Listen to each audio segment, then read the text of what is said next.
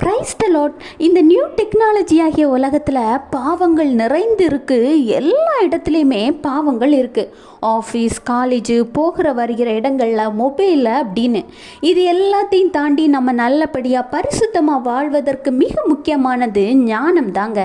ஞானம்னா ஞானம் மட்டும் இல்லை, அதோடு சேர்ந்து அறிவு மற்றும் புத்தி. எல்லாருக்குமே உடனே ஒரு யோசனை தான் வரும், ஏன் நான் ஞானவான் இல்லையா, அறிவுசாலி இல்லையா, எனக்கு புத்தி இல்லையா என்று. நமக்கு எல்லாருக்குமே இருக்குங்க. ஆனாலும் சத்ருவாகிய சாத்தானின் வலைகளில் சிக்காதவாறு, பாவங்களில் சிக்காதவாறு மீண்டு வருவதற்கு நமக்கு இருக்கிற இந்த ஞானம் பத்தாது. இன்னும் அதிக ஞானத்தையும் அறிவையும் புத்தியையும் பெற்றுக்கொள்ள வேண்டும்.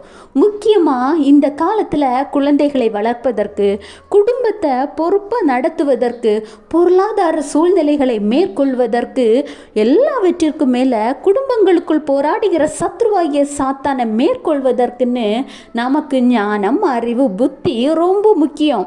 ஆண்டவராக இயேசு கிறிஸ்து சொல்கிறார், நீதிமொழிகள் 2:6, கர்த்தர் ஞானத்தை தருகிறார், அவர் வாய் நின்று அறிவும் புத்தியும் வரும். ஆமாங்க, நாம் ஞானத்துக்காக அங்கே இங்கேன்னு ஒரு இடம் ஓட வேண்டிய அவசியம் இல்லை. நம்மளை படைத்த ஆண்டவராக இயேசு கிறிஸ்துவிடம், ஏசப்பா எனக்கு ஞானத்தை தாங்க, அறிவை தாங்க, புத்தியை தாங்கன்னு கேட்டாலே கர்த்தர் ஞானத்தை தருகிறார்.